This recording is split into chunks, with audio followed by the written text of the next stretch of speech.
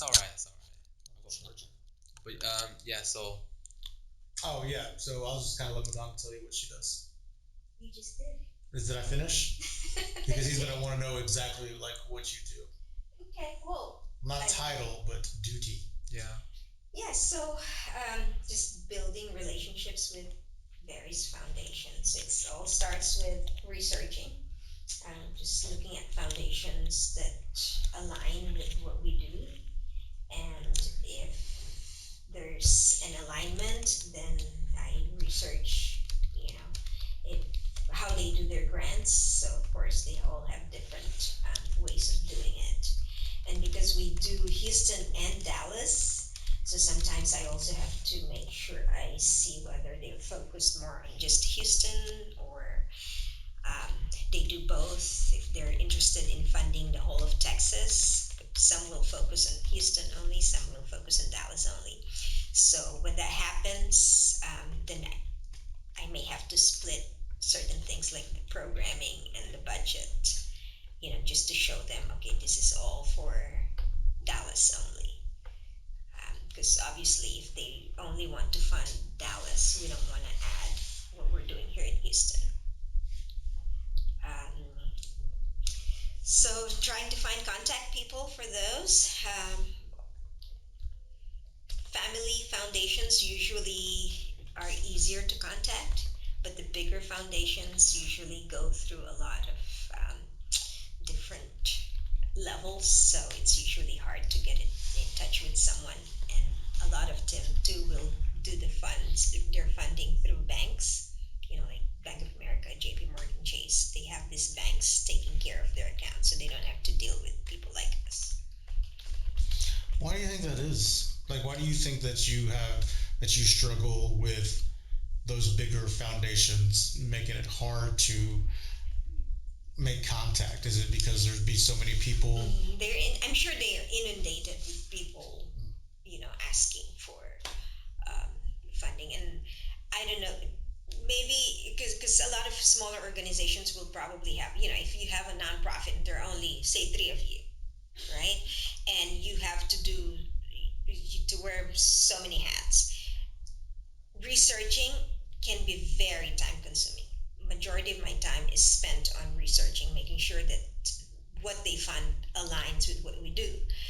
If you don't have time to do that, some organizations will just probably send out applications, regardless of whether it's the foundation funds what they do or their mission, because they're just they just spray it and pray.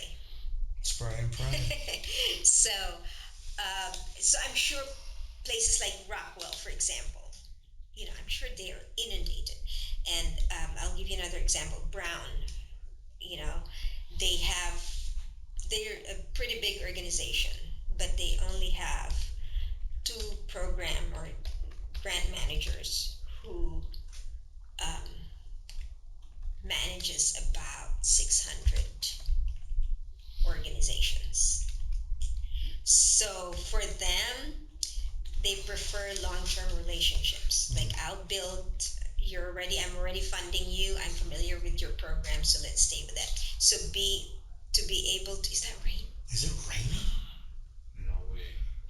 This is crazy. Yes, it hasn't rained. So I heard on the radio that today is the first in 16 days that we didn't have a heat 16 days. That we didn't have a heat advisory. 16 days. What's a heat advisory? I think 100 temperatures over 100. Is it just 100 or 100? Over 100. Over 100. Yeah. So. No, this is crazy for me because every country that a new country that I've been to, it's rained. So Pakistan. We haven't had rain. We haven't had rain in a minute. Like a year or two. Well, no, I mean it's probably been since we've had substantial rain. It's been a few months, and we've had like little showers here. Yeah. But substantial rain, not so much. See. That stopped. Yeah, like that. Like one big cloud will dump. And then your all car's the rain all dirty and everything. Yeah, just enough to get your car dirty. Yeah. Are you driving? I don't drive now. So right now it feels like 38 outside 38 degrees Celsius. Celsius. It's really, It's 100 degrees. So now you have an idea. 38, We've had that like for the past 16 days. 16 days. We don't have a. So I've not been in 100 degrees yet. Yeah, Yeah, you have. since you got here. Oh, I have. Since you Okay, got okay, here, okay. So you can go home and tell them. You survived. You should get him a shirt that says "I survived." I survived the Texas heat. Texas heat. I thought I was meant to say Fahrenheit. Like I was telling them that it's 100 degrees. It's 100. They're like, no, you probably mean Fahrenheit. Fahrenheit. Yeah. I didn't know it goes up to 100 degrees. Fahrenheit. Yeah, we don't do We metric. don't do the metric system. We don't do metric. We're special. Yeah. But yeah. So I had a question, and I'm kind of glad I'm sitting in on this because I'm also getting some knowledge. Would you say it's fair to assume in what you do in relations to big grants, when it's hard to make those connections through an email, it's not what you know, but who you know? Sometimes, for example, Duddleston, right? I'm sure because a lot of times they'll have like Duddleston, they have a lot of money, but they're still maintained as a very small family foundation. So they have one executive director, Charlene, but having a relationship with Charlene helps because she's actually the one who prepares everything and presents it to the board. So I know that whatever we put together, because she's been working with me, because she knows the board members, so she'll say, "Hey, I need you to do this, or send me this information," because she knows exactly how to present it to the board. So they can approve it, right? Yeah. So it does help to have those relationships, but it's difficult to get there. Yeah, difficult to get there. And then usually when there's like, for example, Rockwell, we had a really good relationship with Rockwell, but then it changed. So the person that we had a very good relationship with is no longer there. So now we had to start. So for several years, we didn't have to submit an LOI. We go straight into the grant application process because we had a very good relationship with the executive director. But then he's no longer there. And for the first time after 8 years or so, we had to go through LOI and we didn't get approved because the executive director doesn't, Do you know what she means when she says LOI? I was gonna ask that. What's LOI? the letter of intent. So usually for when you apply for grants, a lot of times they'll ask, or not everyone will ask, you need to submit an LOI, letter of intent first. So it's the first step. It's usually like a very short 1 to 2 page application form. And then based on that, they'll see if there's an alignment, if they're interested. So then they'll tell you, okay, yes, we approve your LOI, you can submit a full application. That's smart because a lot of in the UK they just tell you to do applications and you then spend hours on applications and then you don't get it and then It's a waste of So some organizations here will tell you just submit an LOI first, and then they'll review that. If they say okay, we're interested, then you can submit a full grant. And when it comes to grants, how long have you been with this kind of organization for, by the way? A year and a half. Year and a half. And so like what are the sizes of the grants? Are they like 10,000, 100,000, or does it depend on the foundation or the fund? Yeah, it depends on the foundation. So we have anywhere from,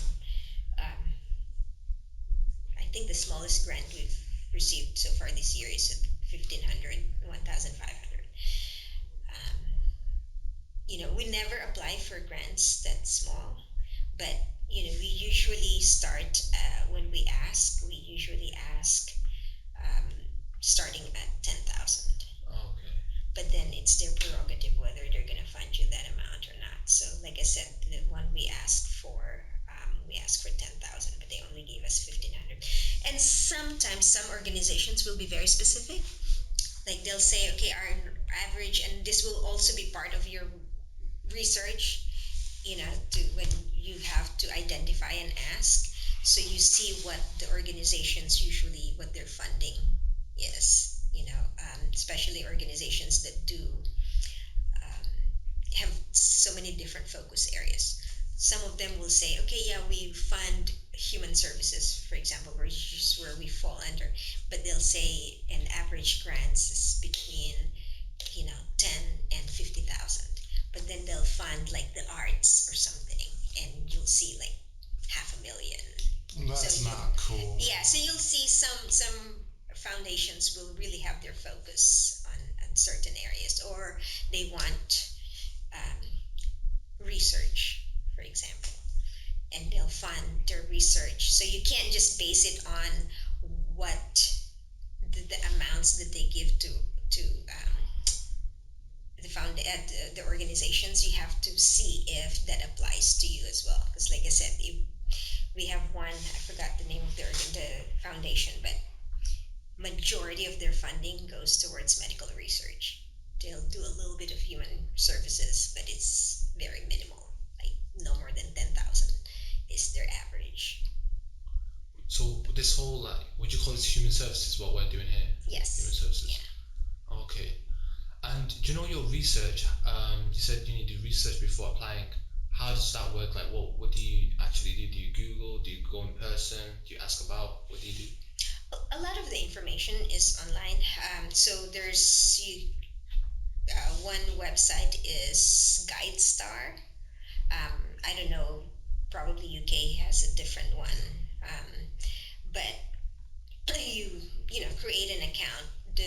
A lot of the information comes from either their website, or if they're a smaller foundation that don't have a website, you can go through their tax forms. So that's how when you register to like GuideStar. Here in the US, we call it like Form 990, which is when they file their taxes at the end of the year, because the taxes that when they file it, there's an area there that they have to list all the different organizations that they fund and how much. So then that will kind of give you an idea. Okay, these are the types of organizations that they fund, and this is their average funding. And so you mainly use that website GuideStar. GuideStar. Um, And then there's some, of course, that you can pay for, but we don't do that. GuideStar is free, so. how much do you have to pay for the paid one? It depends. I don't even know, but you have to pay for a membership. And yeah. If you want something good, you're gonna have to pay for it. Yeah, you have to pay for the information. But you don't really need to, because I think at the end of the day, they're also just using the same information that you can find online, but you're paying for the convenience, right? It's all one stop, it's right there. But if you're doing it on your own, you have to actually dig, which, Could for be me, time consuming. yeah, it's time consuming. I don't mind doing it, it's just time consuming. And then reviewing like I said, their tax form, and because on their tax form, you'll see the information about, contact information. So executive director usually is on there, except some will not have anything because it just says JP Morgan Chase. The banks, right? The banks, yeah. Go through the banks. Yeah. So if they have that, then that means you don't have an in. You're out of there. Yeah, you just have to. So foundations like that, we have to go through the bank. So we have an account with the bank, and we just, the banks will list all the different foundations, and then you apply individually. So you go through the banks. I've never heard of that. I don't think we do that in the UK. Yeah. Banks don't have Probably they probably have. Just look for it like philanthropic services. They give money out, but like a foundation going through a bank. I don't think no one does that now. So do you know foundations? Talking about foundations, like why do they exist and who runs them and where do they get the money from? A lot of them are, well, at least a lot of the ones that we approach are family foundations. So, philanthropists, they made their money in business, and then now they want to give back. And so they create create a foundation. And So yeah, I mean, in Houston itself is a big oil town. mhm. So oil, black gold, as some people call it, is you know it makes people money Yeah. if they do it right. Oil and gas, and so there's a lot of oil and gas um, business people that are in this community, and Yeah. they've made a lot of oil and gas have made a lot of people wealthy in this town, and so some of them Yeah. choose to give back and start these foundations. Yeah. And it's usually it starts with them, and then their children carry over. And I was just researching this one foundation, and now they have what they call the junior board, which is the next generation of, the grandchildren are now in the junior board, so they can start um, being familiar with all the different organizations that their parents and their grandparents believed in Like a youth funding. panel. Yeah. So, but that's how you're gonna get it though, because the older generation will eventually go, and you wanna look for organizations that continue. That makes sense. And doing your research, like to be more effective, do you use any like tools or like any online tools? Do you use any tools? No, so for me, I just created a spreadsheet, and that has the information that's useful to me, like you know focus areas. That's important. Um, Focus areas, and then geographic location they fund, and then I put in there if they have any history funding PEP, um, and then if I can find any contact information. So, or how do we apply? Do we apply, like the application process? That's the only thing I have, and that kind of keeps me focused, because otherwise it's a lot of information, so you can't remember. So then I'll see, okay, I've already gone through this, and this person or their focus area is not in alignment, so I'll put it in the no bucket. That way I don't have to keep going back, because you'll forget, because Houston alone, like hundreds of foundations, not to mention Dallas and the whole of Texas. So I do a running list of the ones that I've already researched, and found that they're not in alignment with us. So Do you go for only foundations and grants in Houston, or do you go like maybe national? Like let's say if it's something too national. we have some who are national, but they have to specifically say Texas, because there's some national, but they'll say like different states, but not Texas. Mm. Like there's one that I was researching, and they said national, but then when I was looking at what they've done, they've only funded one organization in their entire history, um, in as far as human services, um, and it went to an organization in Oklahoma. Hmm. But they've never given any funding, because they're oil and gas. They've never given anything in Texas. So when it comes to stuff like that, you don't want to waste your time. Mm. So you wouldn't You even. know, I wouldn't even bother, Okay. because and then you have to, a lot of times too, they'll have, especially the online applications, you'll see their application. So start looking at it. If you think, okay, well, you know what, um, this one, for example, you know that they haven't funded Texas, and they have a 10-page application that asks a lot of information. Then you start thinking, okay, this is not worth my time. But Walmart, for example, Walmart, very small funding. Um, it's really just a shot in the dark. But it's like a one-page application that you can copy and paste. So we send it to all the different, because they don't. There's a Walmart Foundation, but you can also get funding for the different Walmarts. Oh, okay. So I can send one application to 20 different Walmarts, and maybe one or two will fund, and it's usually like small, $1,000 to $2,000.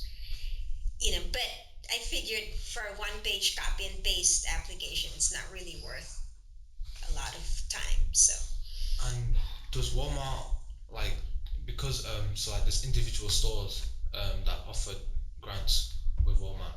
They do it because it's deductible. I have no idea. A lot of times it's also just to say that they give back. Oh, okay. It's a branding thing. Yeah. Yeah, they say that, oh, we fund this, at Walmart we give back to our community, blah blah blah. So they use that as advertising, I guess. Oh, okay. Yeah, thousand measly bucks, Walmart. Yeah, Come on. but no one says anything. Like, look at Cadence Bank, right? We got 1,500 from them, and they had the big hoopla of, oh, okay, we'll come here, we'll take photos and all that, and they'll say, and then they'll just say something like, oh, we funded 30 organizations, for example. Yeah. Yeah. But no one really knows, though. It's just 1,500. You didn't even fund one person, right? Yeah. To graduation, but to them, We'll take what we can get. yeah, we'll take what we can get. Is funding here competitive? Is what now? Is it competitive getting funding? Would you say? Yes, it's very competitive. So your one suggestion is you have if there's an organization that you can develop a relationship with, keep that relationship. Maintain it, because getting your foot in is so difficult. Yeah. And let's say this organization's foundation is a one-time fund, and let's say you of £10,000, and let's say you want to maintain that relationship and try and get more money out of that kind of foundation. Is that possible, and how would you do that? It is possible, and again, it's relationships. And what I try to do is, so I look at the history and I just kind of ask for a little bit more.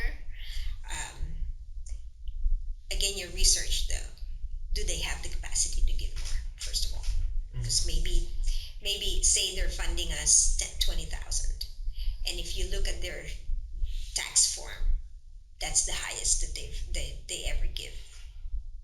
Then chances are you're not going to get any more than that. But if you see that, okay, they've been funding us 20,000, but if I look at their tax, average is 50,000. So then I'll try and ask for more. Sometimes it works, sometimes it doesn't. I'm like, man, why y'all shorting us? Yeah, yeah. So it really pays to do your research, though. And when you say tax forms, so you look at tax forms to kind of get an idea of their financials and to get contact numbers, right? Yeah, it will. But I don't know how your tax forms look like, but I'm pretty sure it's similar. But yeah, it will have, because it will have one of the questions there is, it will have their contact information, and then there's an area where it lists the employees, the top employees of the organization, of the foundation. So at least then you'll have the executive director at the very least. Wow. Yeah, and then, like I said, then it will also list. They should list everyone that they have funded for that year and how much. So then And tax forms here, they're public, right? yes, They have to be public, okay. yeah, I think they're public in the UK, but Yeah. that's a really smart idea. Like, even like with collaboration, just look at the tax forms, you find similar projects, and how would you so when you find the kind of directors or their phone numbers on there, what would you call them and what would you say to them? And you introduce yourself and you just say you're with whatever organization, and sometimes they'll say, oh, okay, and then try to, if they express any interest in knowing more, then they'll you can ask to meet with them and just discuss if there's any opportunity to partner with them. Some will be receptive. Some will say, oh, sure, send me your information, for example. That's, well, because they'll say, oh, sure, just send me your information. So then you send them a copy of your executive summary, and then just your contact information. Say if you'd like to learn more, then you do the same dance. If you'd like to learn more, please let me know, or we'll schedule something. Blah blah blah. And if they really are interested, then they'll contact you. Then you set up a meeting. If not, that's it. You just keep And following that's up. all right. We keep going. Yeah. One thing he was asking about the other day, yesterday, I think, was if some of the foundations were like competition, or like the grants were competition. I was like, I don't think so. I was like, oh, but I think the Mackenzie Scott one is like a competition, right? It's not so much competition. I guess it's the same, with everyone, every foundation, because they get a number of grants. The only difference is with this one, it's an open call. So everyone knows in the entire country and Puerto Rico, or so, or U.S. Territories. So it's a huge, huge competition, I guess, because um, everyone knows. The other foundations, if you don't know the foundation, you don't know. You know.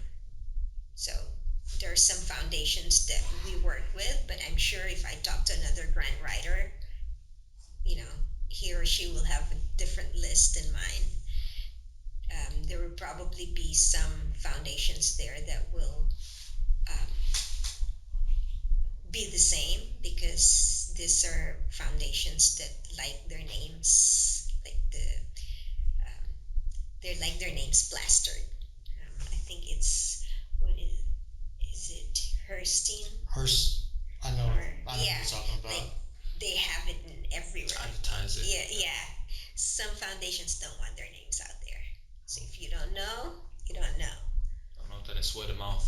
Yeah, they just don't. They want to keep a low profile. Why would they want to do that? They want to do good, but they don't want to advertise it. They want to do. There's a lot of people that just want to give anonymously. Yeah, they don't want it. They don't want their names out there. But then there are some who want it in every billboard, like, hey, this is my hospital, this is my school, this is my, like in different universities, why each building is called differently, right? Those are the funders. And these kind of like low-key foundations, how would you find them doing your research? How would you find them? Sometimes it's just go down the rabbit hole.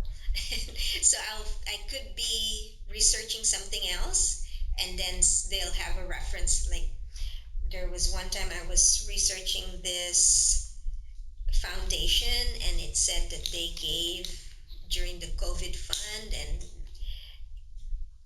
there's COVID fund, and then you can see that there's a hyperlink on it. I click on the hyperlink, and it had the list of every foundation that provided support for COVID. There you go. And that gave me like a 2-page list of different foundations. Cool. Yeah. I thought you were going to say, I clicked on that link and the virus went to my computer. I thought that as well. I was like, what? But yeah, so then it gave me a list of, okay, these are Texas foundations. Jackpot. So then, you go through that list. That's it. And you mentioned family contacts and it's easier.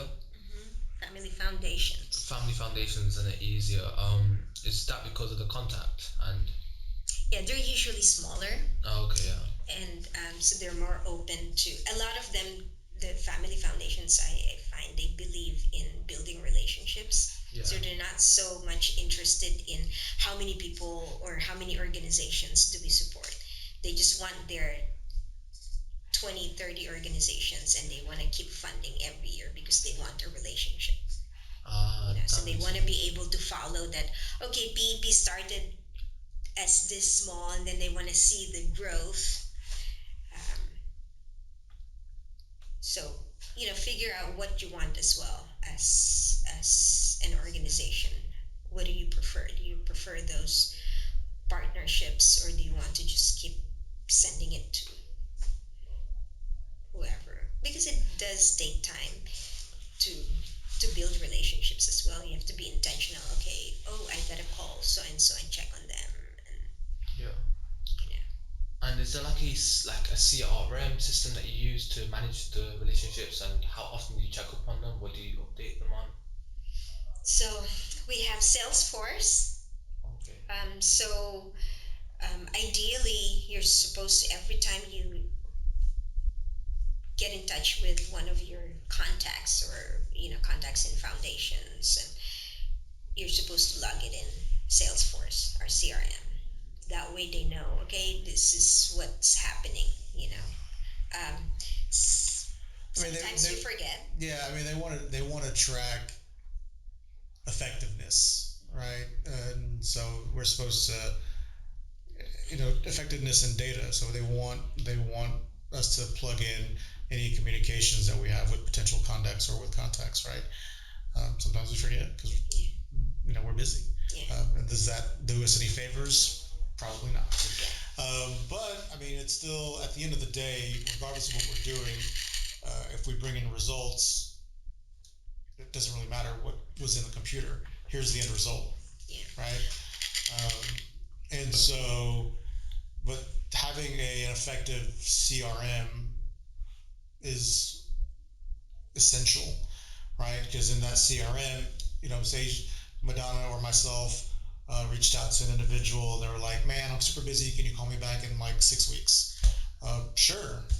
That I can go into their contact, assign a task to follow up in 6 weeks. And then you get a reminder in your email saying, hey, you need to call this person. So it helps you. And it also helps with continuity. If I get hit by a bus and, someone takes over my position, then they don't have to start from scratch. Like, oh, who's the contact person for so and so foundation? That makes sense. They can just go there and then look at, okay, the last contact with this foundation was in, July of 2023, and this is what happened. This was the conversation. Then they can just pick up from there. But if we don't have that record, then they'll have to start from scratch. And I mean, Salesforce isn't for every nonprofit. I mean, we got Salesforce probably because at the time it was super cheap, if not free. And we had our operations director basically assume administrative rights on it and broke it down and rebuilt it to cater to PEP specific needs because it's not built for nonprofits. Salesforce isn't.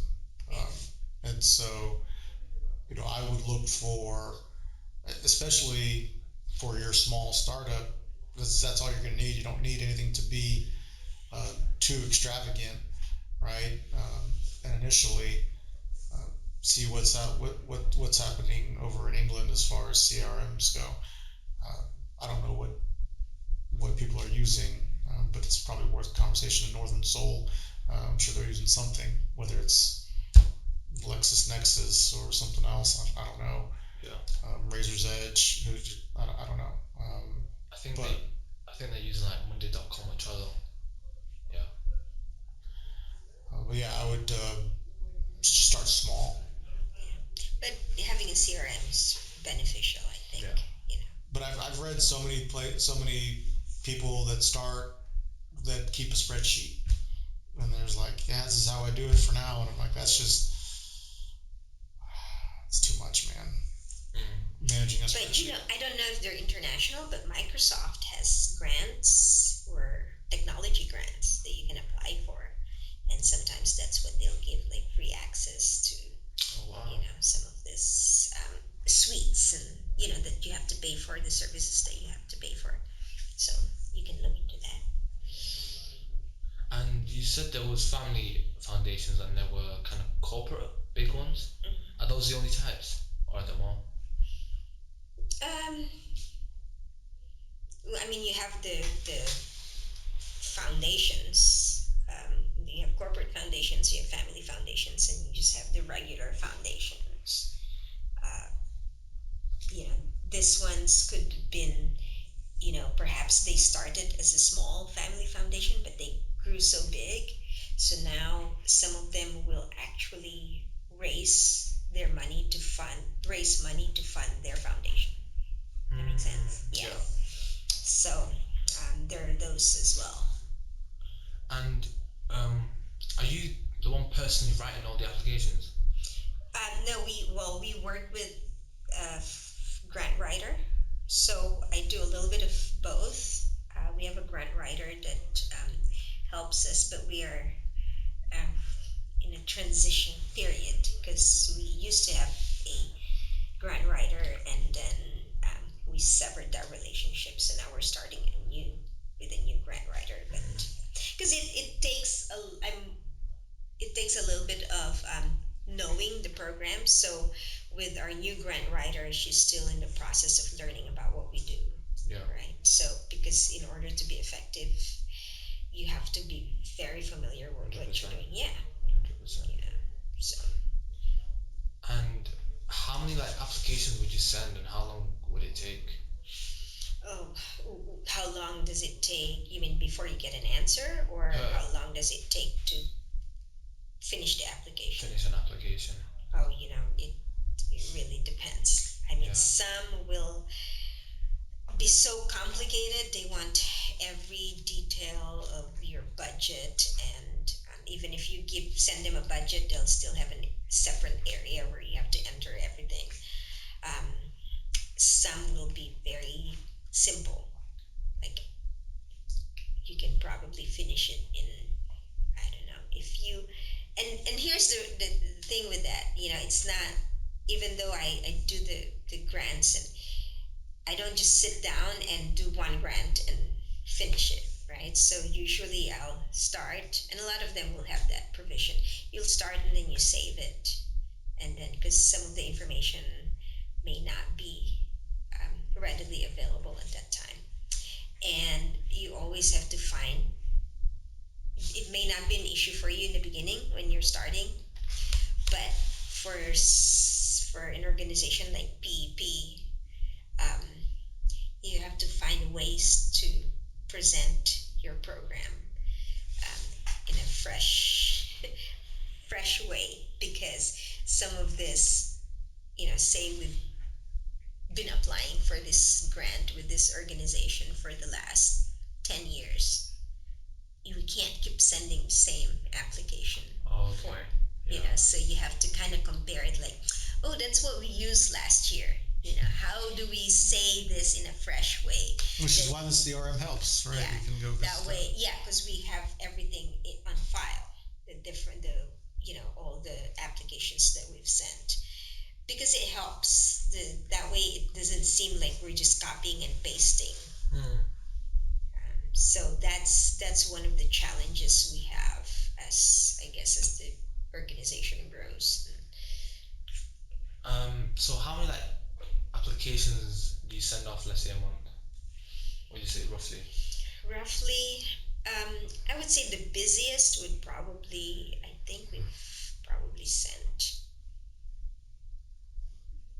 I would say 8. 8, okay. Yeah. Um, and then again, I don't know how it is in the UK, but I would assume it would probably be the same. But in the US, the busiest is usually the first 5 months, 5 to 6 months of the year. So now that we're in the third and fourth quarter, it kind of starts to taper. Um, so a lot of them will have their deadlines by June 30. So why is that? Why does it go down? Again, it depends on what the organization looks like, but a lot of times it's because family foundations, summer, they're gone, Yeah. or they want to put all this together, and then they'll make the decision. Say they probably have their board meeting September or something. They want all the applications so they can start narrowing it down, and then they'll have their board meeting and decide which ones. But they want to make sure that they have the funding by the end of the year, so that it's all included in that tax year. Mm. That So makes sense. that's why the first part of the year is usually busy because they don't want to wait until December and then it will carry over to the next year, Mm. because they usually normally, and this is one thing you have to consider with your funding, don't apply last minute because a lot of times it will take anywhere from 3 to 5 months before they make a decision. Is that really 3 to 5 months? There are some that will do it within 2 to 3 months, but rarely. And like the amount of that you apply for, how much is that? Like the estimate, like the range that you apply for. So Yeah, again, um, I would say do your research, what their capacity is, yeah. and then also what your history is like with them. Now, if it's your first time applying with them, then base it solely on that. What is their history? How big is this organization? If it looks like they give, um, I don't know, 10 million a year, then you can probably ask for 50. Would your But budget have anything to do with how much you're asking for? Does that matter?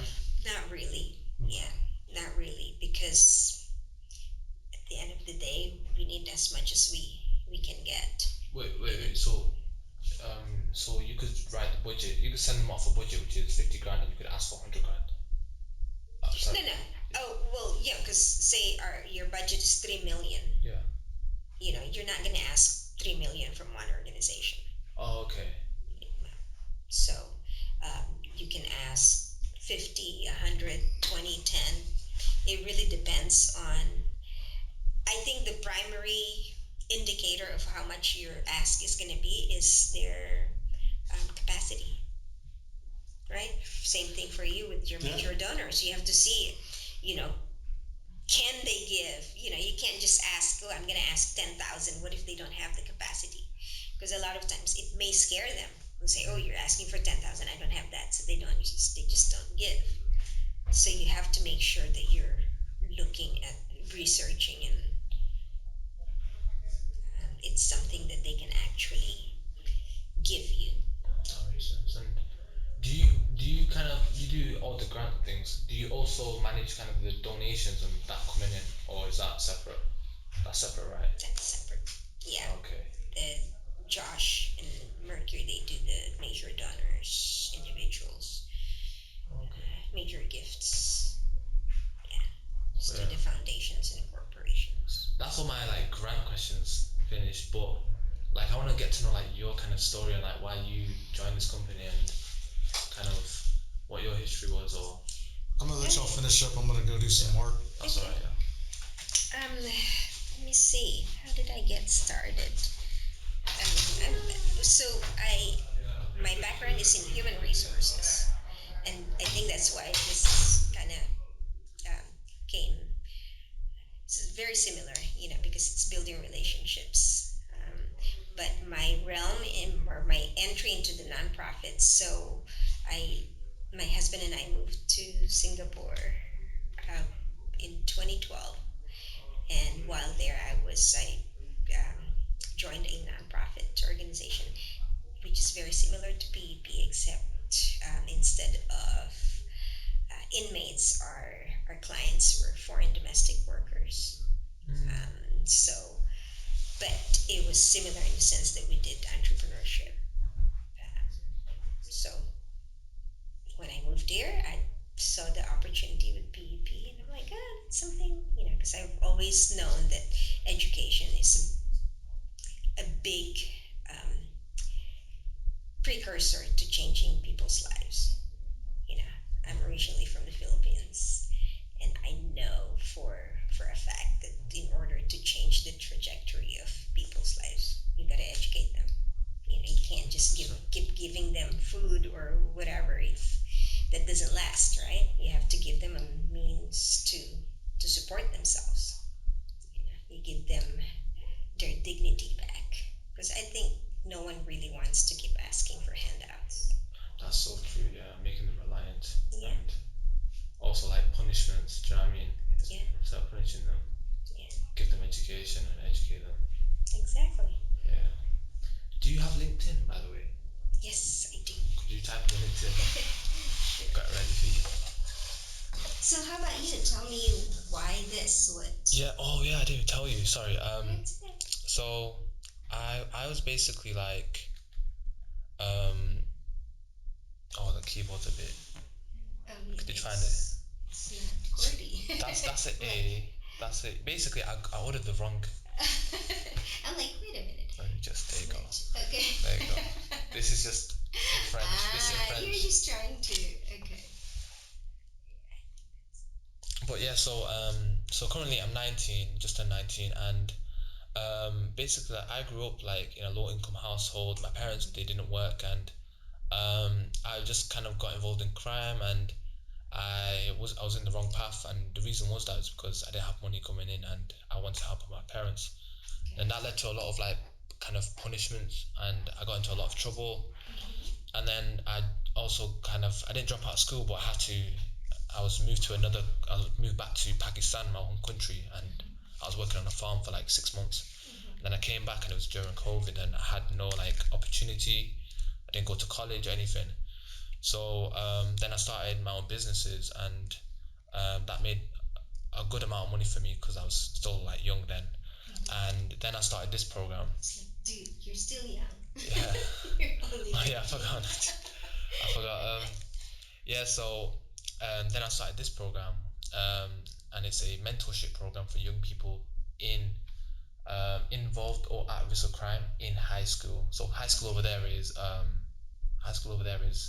12 to 16 years old, Okay. and because that's where most people are very at risk. That's where they make kind of these decisions of entering kind of drug dealing, and I want to kind of transfer those skills into something legitimate and show them how to create their own business. So just like PEP, Right. but in with high schoolers instead of inmates, and through that we've won. For me, it's a lot of money. So I won initial £2,000, and then I used that and developed the program. We did a small test pilot. It went good. Then I won the Virgin Money program foundation, Virgin Money Foundation. You should definitely check out if they offer funds. Okay. And I won a £10,000 and £5,000 for a research trip, which is this. Wow.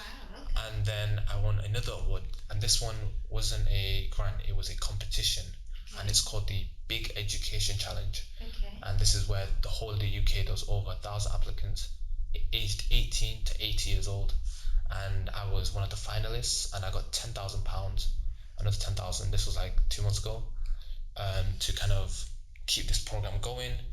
And now we're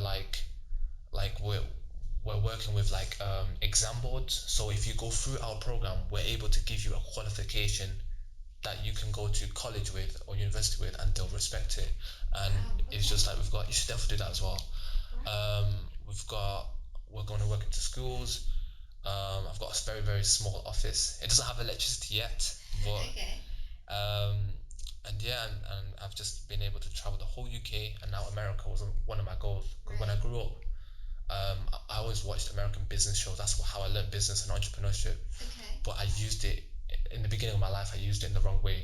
But now I'm showing people I can use it in the right way, and I can show them not only prisoners but high schoolers who are selling drugs. They can become entrepreneurs as well. And I'm here now because like I want to learn, and it's just blown me away. This whole place, like this is my goal. Like I want an office like this in the UK and in London, just like this, and like with you kind of people, and like just a big team. Because right now it's only me, and recently I got my brother involved, my little brother, and my other friend, to do like marketing. But Okay. yeah, like this is my whole goal, like to do this, but in the UK, and yeah, man. Well, that's awesome. Yeah. I mean, you have such a wonderful story, and that helps. So when you approach them, um, when you get funding, and maybe I'm sure I can learn from you. I mean, Really? to what you've done, Thank you.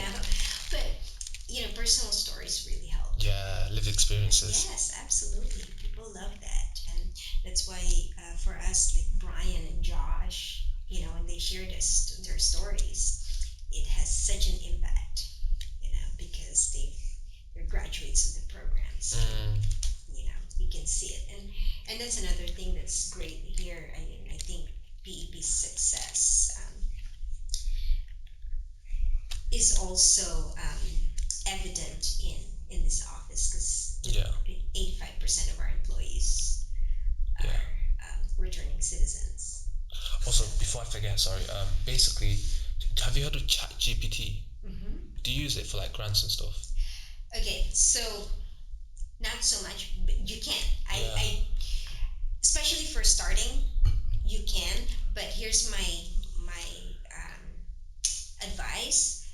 Um, don't just use the entire thing when Yeah. Yeah. Yeah. so personalize it. Um, because one thing about ChatGPT is it's very mechanical, right? It's not really Yeah. personal, the stories. So um, personalize it, but you can start there.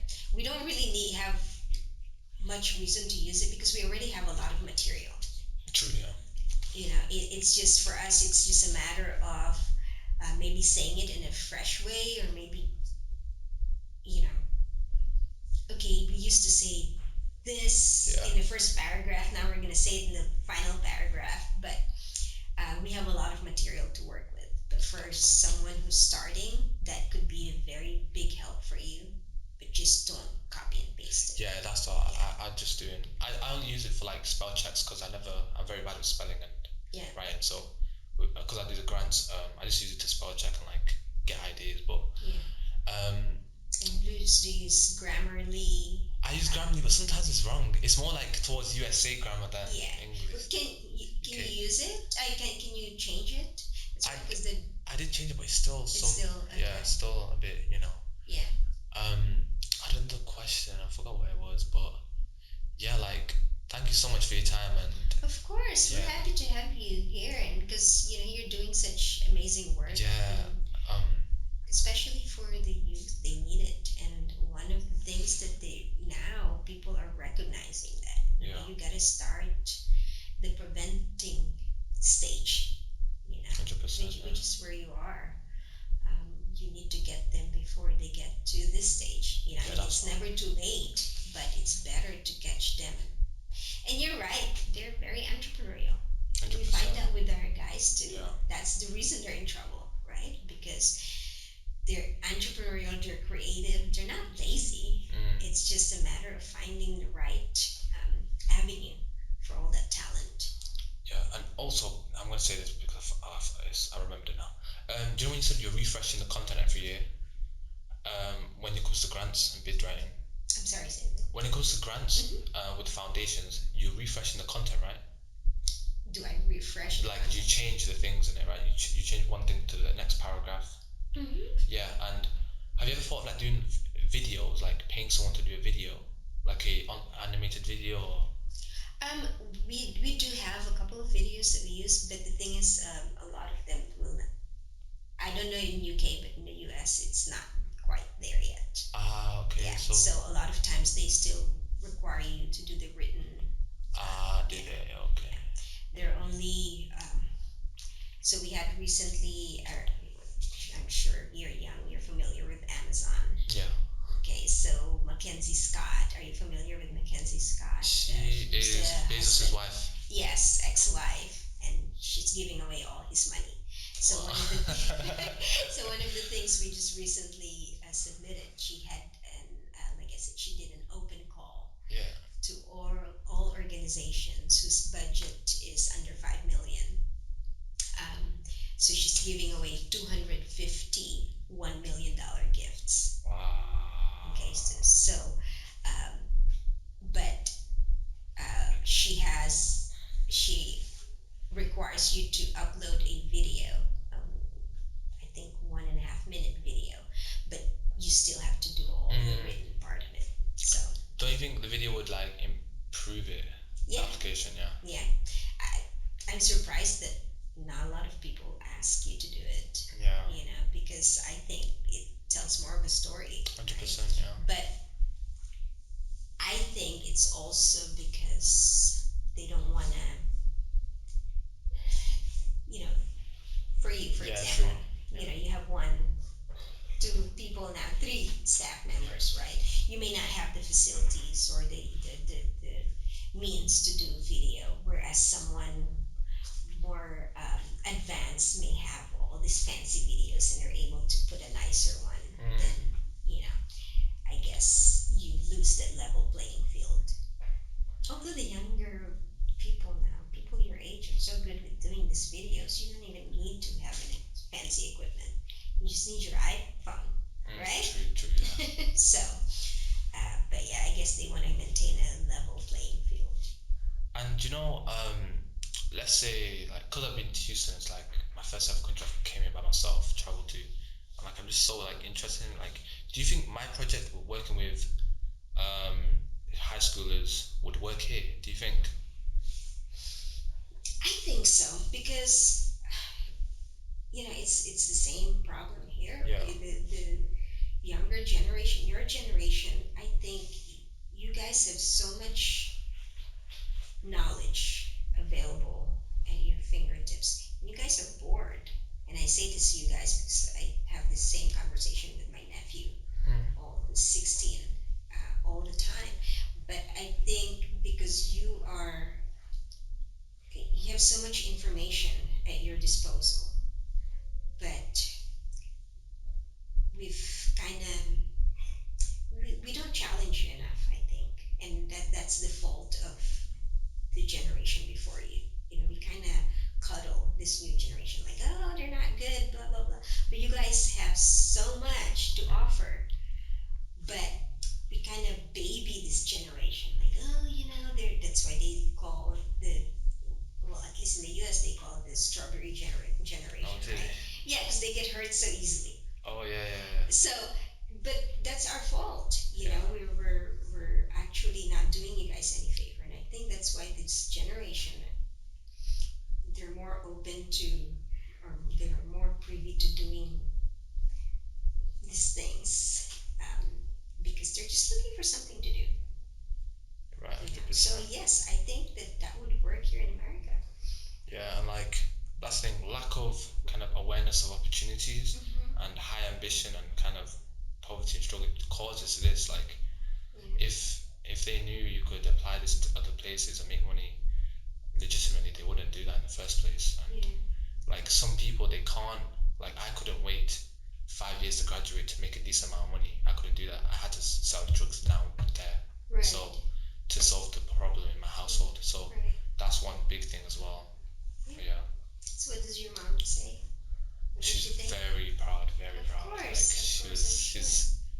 she's very proud. Like, in the beginning, she was a hater, so she wasn't supporting. Because I used to work at the football arena, and she was like, "Why did you quit your job to work on this?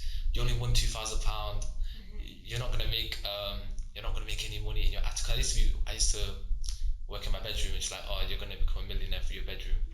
And then when she saw the £10,000 that I won and the 5,000, she was like, "What the hell?" Yeah. And then like, yeah, because I recently got kicked out of college as well.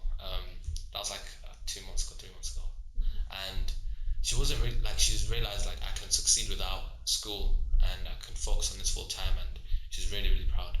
My dad, he's very sick. He's still very sick, and yes, but he's very sick. But he's very proud of me as well. But yeah, Well, you should be. You should. They should be, and yeah, you should be. thank you. I mean, you're doing a wonderful thing here, to share what you have, this knowledge, to share it with other people. That's great. 100%. Don't lose focus. I'm not gonna know. And hey, one thing you need as you keep growing Yeah, is you need to surround yourself with good people. Um, be in a community. That's one thing we tell our guys. yeah, You need community, and as you grow, different types of people will be entering your life. mm, Some may 100%.